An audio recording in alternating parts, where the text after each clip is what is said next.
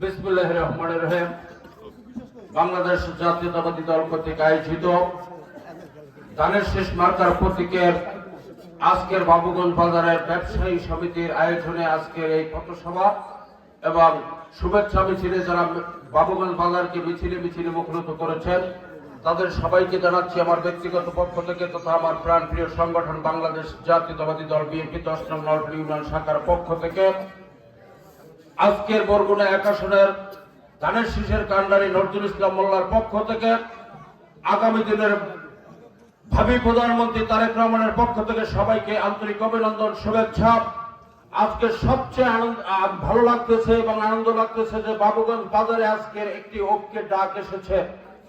সেই দ্বিধাদ্বন্দ্বকে আজকে নিরসন করেছে বাবুগঞ্জ বাজার ব্যবসায়িক সমিতি।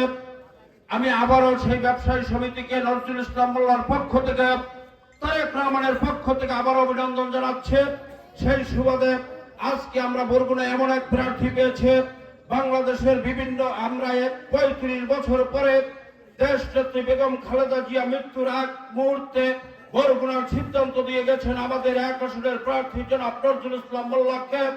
আমাদের ভাবি প্রধানমন্ত্রী তারেক রহমান দেশে আসার পরে সর্বপ্রথমে বরগুনা 1 আসনের